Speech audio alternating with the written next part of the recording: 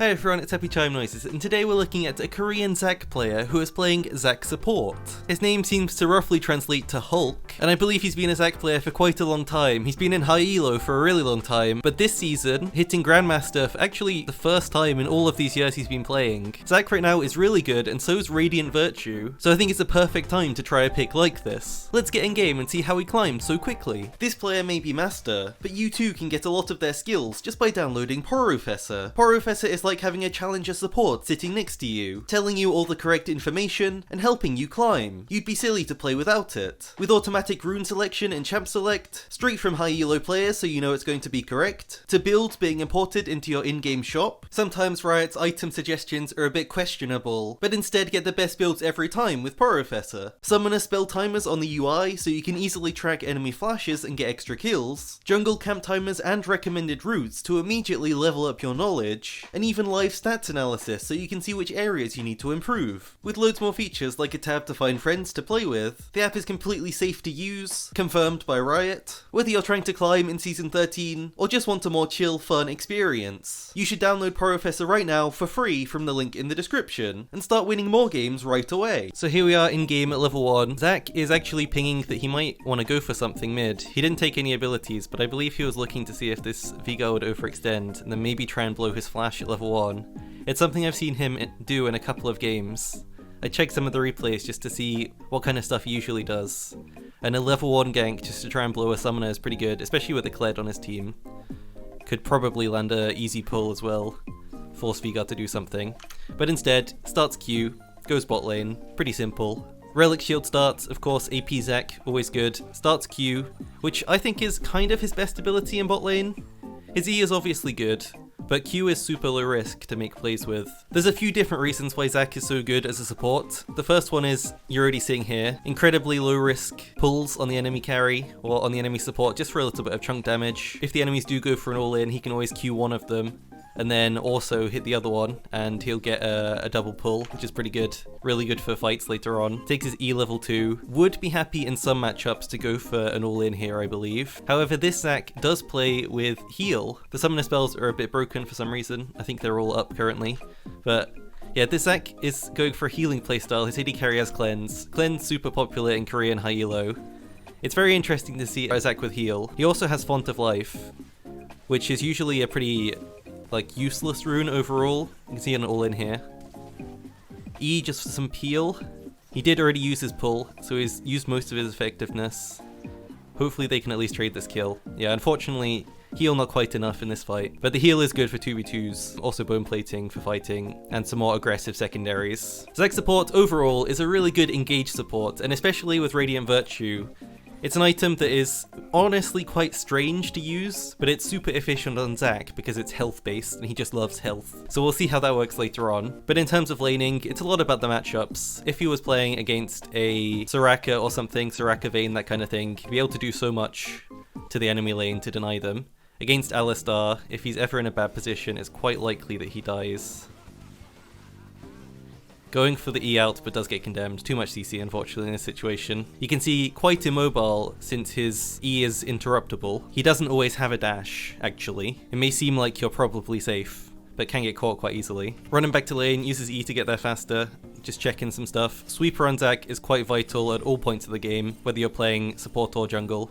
You always want to be jumping out of Fog of War into a play. If you're ganking from on a ward, it's so easy to dodge your E. People will know exactly where you are all the time. Just a very simple E jump setup, always stalling a little bit to try and get the enemies to dodge before you throw your E out and actually activate it. That time, still the Korean high elo player dodged it. Obviously they're pretty good at dodging. Basing once again, very high tempo game, always in Korea. You can see nothing's happening bot lane. He could go there and just get XP, but Zac instead looking for a mid roam. This is warded, otherwise he could have easily jumped onto this Veigar. Clears the ward, gonna go back bot lane. Used his mid roaming window, which is something that all the Korean players usually do. It's something you should probably do on most supports, unless you're playing like a scaling support like Senna. Might be better to go back to lane and get your souls, but even then, getting a kill is gonna be worth a lot more. So starting to max his E, you can see a really good engage combo there. Pulls the enemy back first so that he can guarantee land his E afterwards. No way to dodge it if they're getting pulled. They're pre-CC'd, so you can stack it. Really good cleanse by Xayah, but still dies. Another pull under his tower. I think he might die for this. Trades his life with Alistar. It's not a perfect start to the game. They're definitely not snowballing this bot lane. I have seen a couple of his games where he uses his Q pull in a slightly better matchup, just gets some kills early on in lane and snowballs the game from there. I thought this game would be a bit more interesting because it doesn't start off with some domination. Lots of Korean games are over in 15 minutes, and this one is not, so I thought this would be a better example to actually show what Zac can do. His heals back up, flash, not quite. You can see early cooldown reduction, vital for any Zac build. Kindle Gem just so good with synergy. Kindle Gem, and usually cooldown boots you would go on jungle Zac. I'm not certain, I think he'll probably do the same, but I don't know. He might want to be a bit tankier. Again, looking for a roam, knows that there's no ward this time because it's control warded. This guy's playing a bit too safe potentially. Zac going over the wall. Does land, does not land. If he'd have landed that, he could have got it into the pull immediately. Couldn't have missed the pull. Not terrible. Relic shield farming up. He's about even with the enemy support. One issue with tanks currently, tank supports in the game currently, is that if you're playing against an enchanter support, you'll get your support item a lot later than they will. Very short jump, like pretty much instant cast right there just to make sure he can get away. Currently just tanking under tower. Zac's passive does come back up though, so he can't really die here. Kled was walking, but they're not going to go for this. A bit of a bad early laning in this game. Kled is coming down this time. Zac charging up his jump to go over, try and set something up. Currently just stalling. Kled might not want it either. I wonder if this is the Kled mid from the Kled mid video we did last year. I remember he hit master during the video, and then after the video he messaged me being like, thank you for the video, really good, I liked it a lot, and then after a couple weeks he was like, I hit Grandmaster, I'm so happy, because he'd clearly been trying to do it for so long with a weird pick, and I don't think Korean players love off meta, like, at all. Is this a kill? Not a kill? Zac does have his passive up, so he can sort of suicide. It's really hard for an AD carry to kill it early on. It's at least like 2 to 3 autos per blob. Does get a slow on Vayne, doesn't quite get the pull though. You can see Zac just dies here. He's completely fine with it because he just respawns. Unfortunately, Xayah does die, but otherwise it would have been a really good trade. Zac using his passive effectively right there. He's used it twice this game. I think the second one was more effective. They've got some kills now. They're kind of back in this. Gold is completely even. Again, bases go straight mid. Same game plan as always. He's trying to find some fog of war he can jump out of to use this. He could also have gone here. I think it might have been a bit better. You always want to be using the closest point. Oh, he's actually doing it right now. Yeah, clearly is a good place to go if he's doing it, not just me saying it. So yeah, Alistar is not a very good matchup for Zac. He does have ult now, using it for the healing, popping all of his cooldowns and then grabbing the blobs that spawn. Best way to do it while your ult's active. Does again, unfortunately miss. If these skill shots were hitting, they probably would have a couple extra kills. Does buy his cooldown reduction boot, so his ult will come back a lot faster.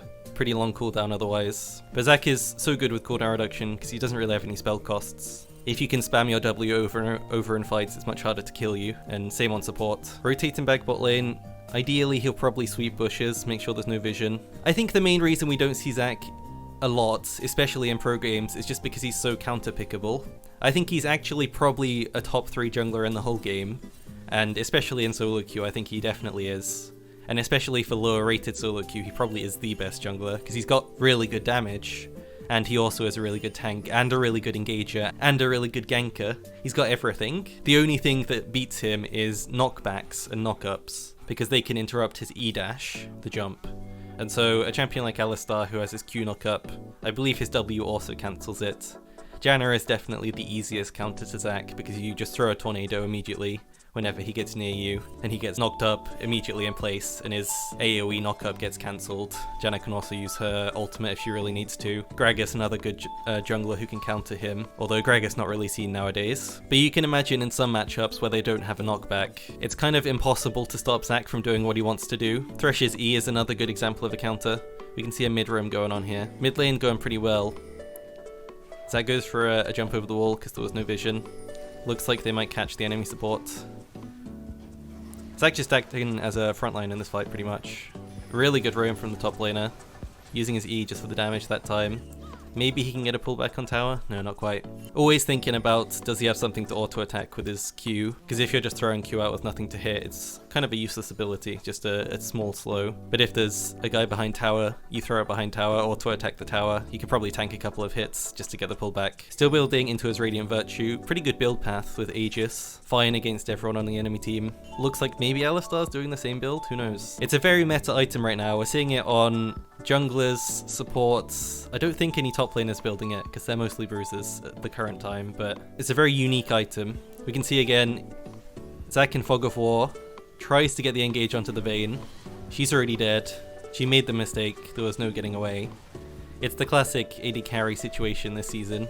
Make one mistake and your fight is completely done. Unlike most classes, where they have a bit more leeway. Just uses ult to stall. You can see no one is hitting Zac in this fight. He has his passive up, so it's pretty much completely pointless. You could also see how good these players are at dodging Zac's E.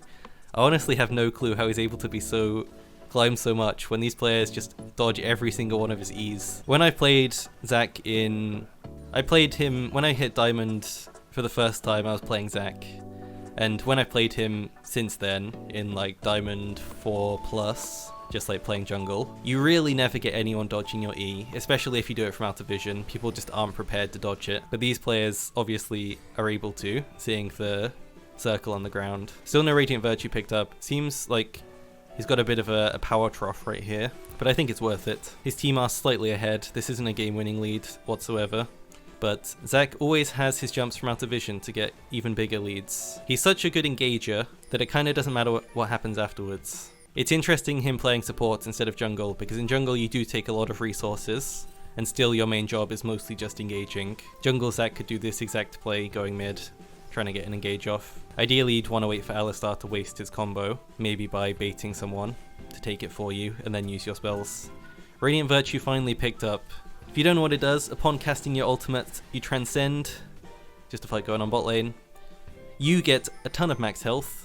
It's not amazing on support Zac because he doesn't have that much health yet, but he will have way more upcoming. He can pretty much just build health with this build, I think.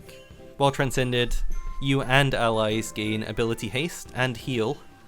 Ooh, that condemn. So you can condemn Zac's E as well.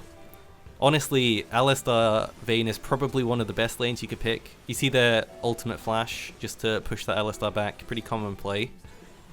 Using your ultimate as like an insect to make sure enemies are stuck in the fight. Another pull into tower. Really good snowballing happening right now. You can see the Radiant Virtue worked. A little bit of healing for himself and also the healing to enemies based on the champion's missing health. So if you or your teammates are low, this becomes crazy effective. Unfortunately, he can't use it on this Xayah. And it's very interesting because it's a tank item, but also a healing item. It's not like building a Redemption, where you don't get any tank stats and you're incredibly squishy. This does a very similar job, but also makes you tanky. Just protecting mid lane, walking again to another spot out of vision. Knows enemies don't have any there. So next we're kind of looking at team fights and what Zac can do in them. I think his main goal, obviously, is to get a good engage for his team. Sometimes when you're playing jungle Zac, like his jungler, for example, is so ridiculously strong that if Zac had these items, he could jump on either of these carries and 1v1 them. Support Zac, not quite that strong. Your job can still be to get a good engage onto the back line, because that just sets up your teammates.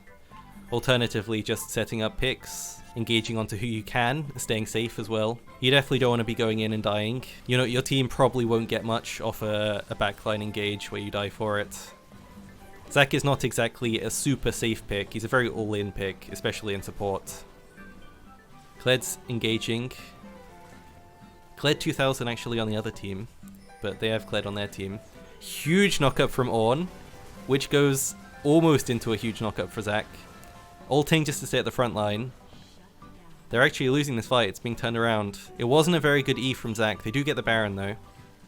Well, I say it wasn't a very good E from Zac, it was an incredible dodge by the enemy Vayne, who has managed to dodge almost every E by this Zac. I do think probably the main reason he can't get higher rank, like get to Challenger, is because of these players, who often are able to dodge things. That time, not so lucky. But you can imagine, this whole fight, if we toggle vision, enemies won't have any idea that Zac is even here, if we go to red team. This Vayne only sees Zac as the jump's happening, unless she walks immediately, like, perfectly in this direction, she's not dodging it. And even then, she might not, so. Shows the importance of being in fog of war with Zac constantly. And it's good on support with your sweeper control wards. You can spend a lot of money on vision instead of buying any items. He's a pretty control-based jungler as well. Getting the dragon, they're looking a bit more ahead. I'd be pretty comfortable on jungle Zac to go for this, because he's a very snowbally pick who can just win, get a kill, get another kill, keep jumping over and over again. Looks like his Udyr is taking care of this. Gotta remember, if you jump in, no way out. So he's not jumping into this play. Olaf, another pretty good counter to Zac, just because he can't be knocked up. He went for the Q1 to Olaf into auto-attack Vayne, because that way the Vayne wouldn't have been able to dodge anything, but unfortunately he missed the Q. If an enemy's moving really predictively and someone else is likely to dodge, always good to throw it at the other person, because it doesn't matter who you hit. Building Bramble Vest, going for some anti-heal, pretty good against, like reasonably good against Vayne. Super long range jump in. I don't know if I like this, but he's just going for any kind of engage he can, I think, because they saw this guy bot lane. Probably thinks they could maybe get a kill with 3 people. Again, going for just some random stuff. Ulting to just try and keep him in place. Actually didn't get hit by the blast cone to get over. Unfortunate. Kinda wastes his ult there, unfortunately. Pushing mid tower. They know they're pretty strong. Zac is just waiting for anyone to use their abilities. He didn't go in here. I guess he knew that he'd just instantly die if he did. He has 1000 health on his passive. Doesn't want to give away any free kills. He knows that he's not the one who's gonna absolutely dominate this game. Goes for the pull into flash. Does get slightly outplayed by the Vayne though, again. This Vayne is so good. If the enemy team has any chance, it's just playing with this guy. An unfortunate missed jump again. They really need to get somebody onto this Vayne. Passive again though.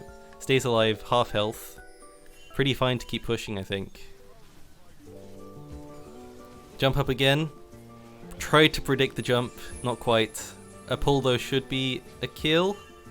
There's no DPS left, a Vayne's back, they're dead. You can see the amount of healing he's getting. Oh my god, almost survives and kills that guy. Oh, Udyr gets him. Not terrible. 80 carry 1v1 for the game. Zaya has enough damage. He gets away. Not too bad. Full Thorn Mail picked up by Zac. Finished his support item. You can see how much health he has just from these things.